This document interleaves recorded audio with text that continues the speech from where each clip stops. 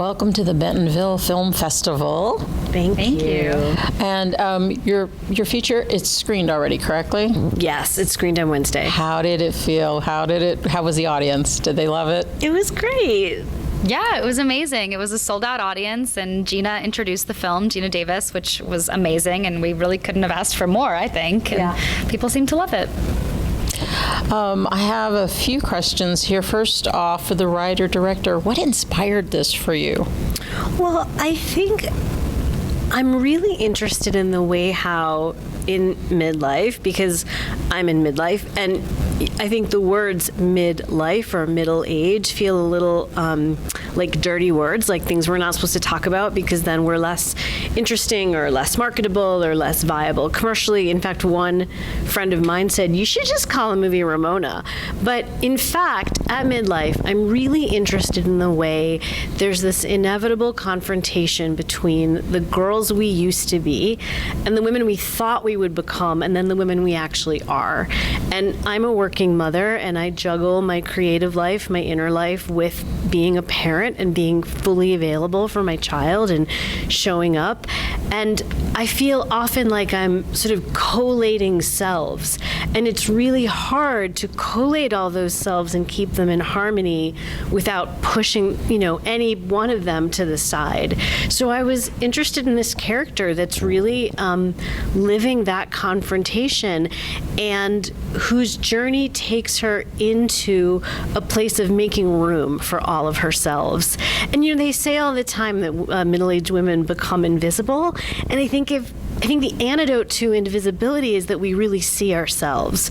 So I just wanted to experience Ramona's full self and all the selves, and really see her take stock of herself. And is this your directorial debut? It is. I made a short. Okay. I made a short a decade ago, and it did really well. And that was my directorial debut after, a 25-year career as writer. And then I immediately went into development with a different feature that would have been a much bigger budget. And I was in development with that for 6 years. And then when the pandemic started, I just felt like I wanted to make something. And so I kind of put that project to the side so that I could invest in something that I could actually make in a realistic way with the people I love. So instead of learning how to bake bread, you did this? I did not learn how to bake bread. I'm terrible at baking bread. Yes, that's right. I did this. This was my pandemic project. I'm so glad. Yeah, and we adopted a cat. Oh, okay. Now, I hear you've worked with your actress before. Is she your muse? Did you write this for her? She is indeed my muse. I did write this for her. She was also in my short a decade ago. I, like Kristen, was a multi-hyphenate. Kristen's also an actress, and Kristen has a role in the movie as well. And for a long time, for many years, I was trying to do both act and write. And I got to Juilliard, to the playwriting program, and I remember saying to myself, okay, for the 2 years I'm here, I'm just going to do one thing. I'm going to put acting aside. I'm just going to focus on being a playwright. And then they brought Yvonne in to read it was one of my first plays. It was a one act, and Juilliard does this really nice play lab for the writers, and they include all the acting students, and Yvonne read my work, and I went, okay, we're done here. I never need to act ever again. She can just do everything. So I've tried to work with her as much as possible since then. Let me, she's bubbling over.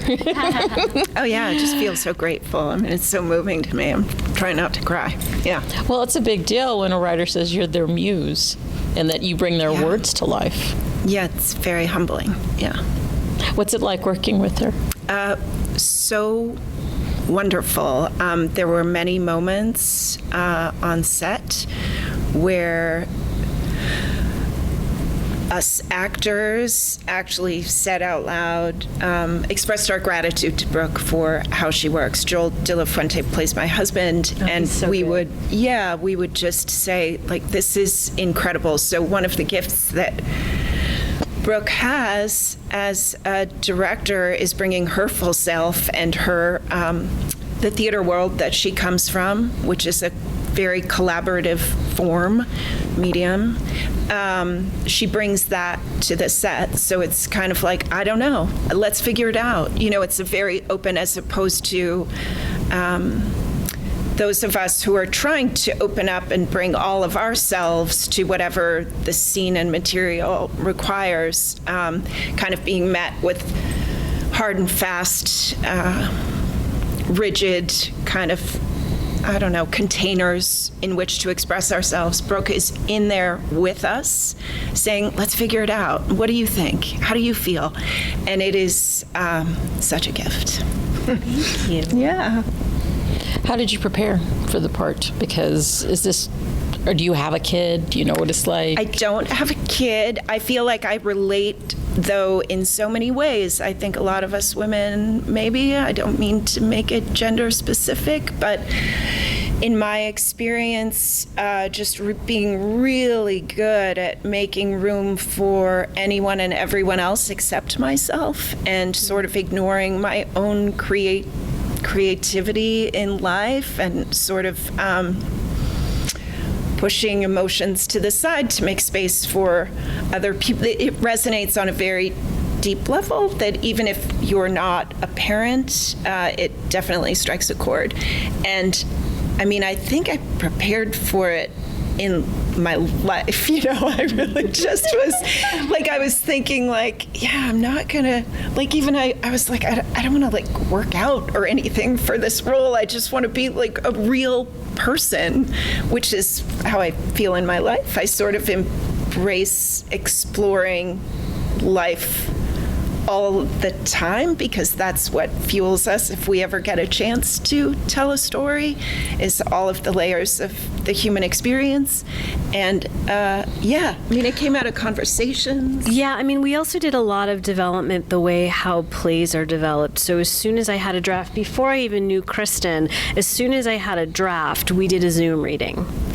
And then after the Zoom reading, we all sort of talked about it.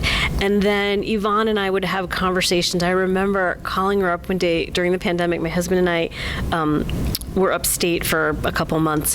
And I remember I was just driving through a field, and I called Yvonne, and I went, do you think they get back together?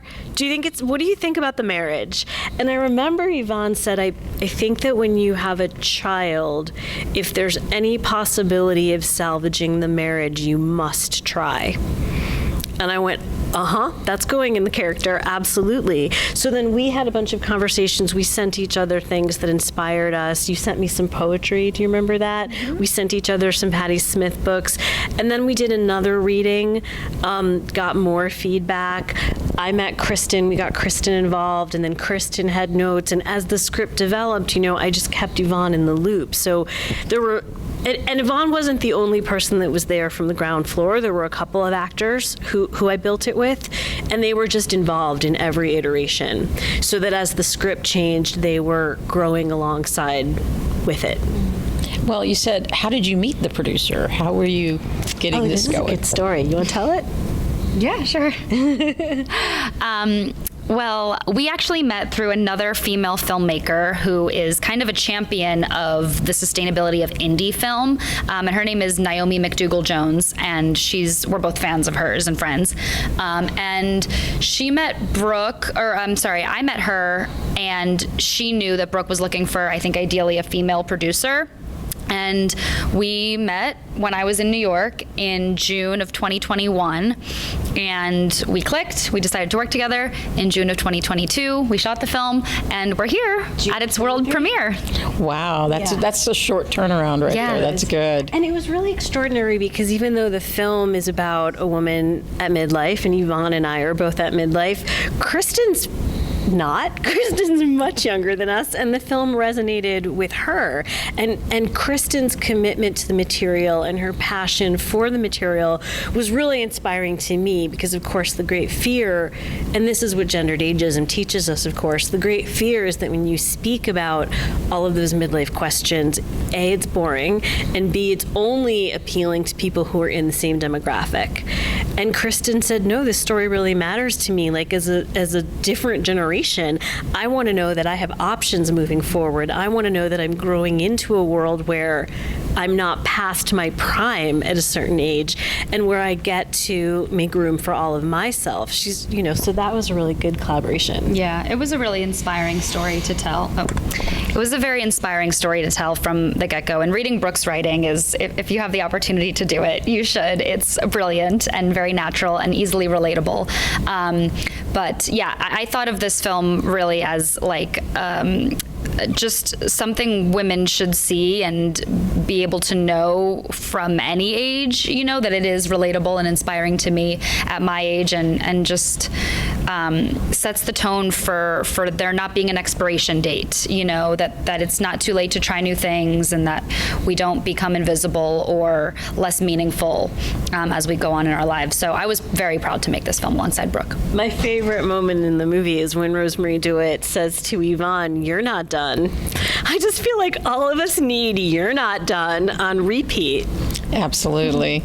And did you have an inclusive set as far as people behind the camera? Tell me a little bit about that. Hugely inclusive. That was a real priority for Kristen and me. Do you want us to tell you all the people? Yes, tell us. We had a female DP. She brought in an African-American man who's a gaffer, who is a genius, Simeon. We had 2 women helming the production design department. They were both women of color. They were both immigrants. We had 2 women helming the costume design department. One was a woman of color. The other was a white woman. We had a female AD. We had, who else did we have? We had one man. There was only one man, Anthony. Yeah. Our line producer, Anthony, was our only, and I guess Simeon was the head of G&E, but they were our only 2 male heads of departments. We had a female caterer who lives in my building. Yes. Woman business but owner. yeah, all this to say, we were very sensitive and attentive when it came to hiring. We really wanted to create a certain environment with this set. We wanted there to be women telling this story in front of and behind the camera. We wanted it to be the voices who know the experience, have lived the experience, to be the ones telling the story.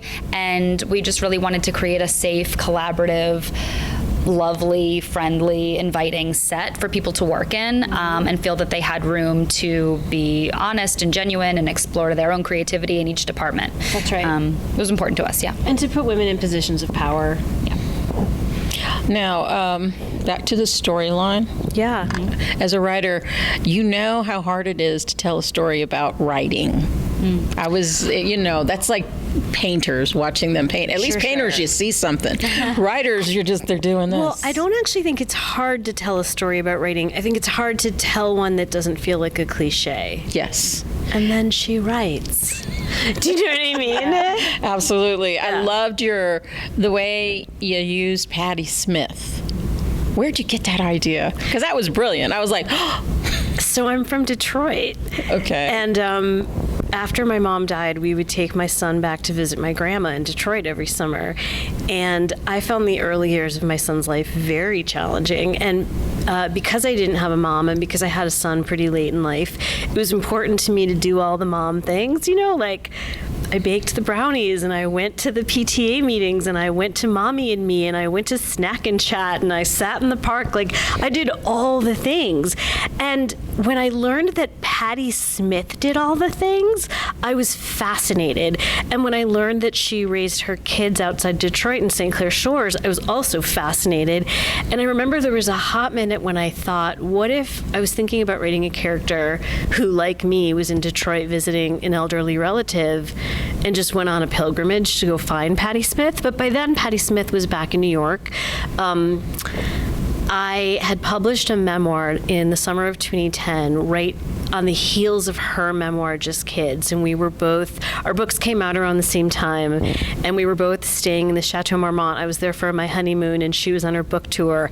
And I met her, and I remember just wanting to sort of lean over and ask her, like, how do I do this part, the marriage and motherhood part? Like, am I going to be okay? Is it okay?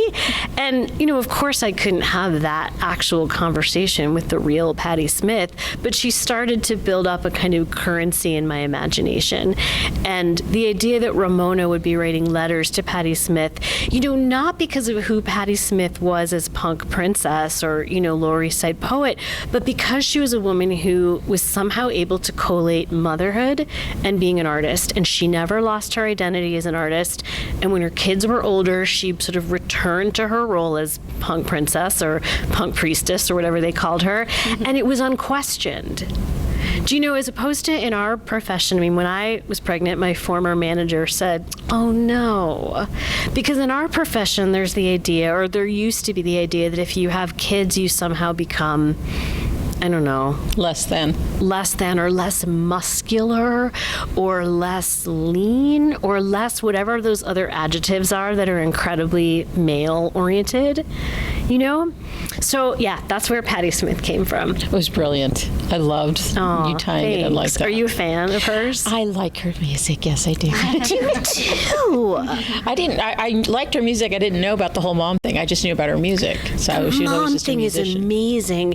And when she talks about her children, she talks about them with such reverence and such love. And you can tell that being a mom was really important to her. Now, have you had anybody tap you on the shoulder yet to There's a put this movie WGA out? strike. I'm not allowed to be tapped on the shoulder. Well, I'm just talking for the film, for distribution. We haven't made any decisions yet. We're still having conversations around it. I'd love to share release details, but unfortunately I don't have them yet. Look in the camera and go, bidding war. Bidding war. Come at me. She's a badass. Come at me, not her. Yes. Oh my God. Is there anything you'd like to tell to the women that are going to see this, or anybody that was saying, I have a story? What should I do? Should I try it? We have to use Gwen's words and say, tell your new story or your first story. And let your story evolve. It's okay if your story starts out being one thing and becomes something else.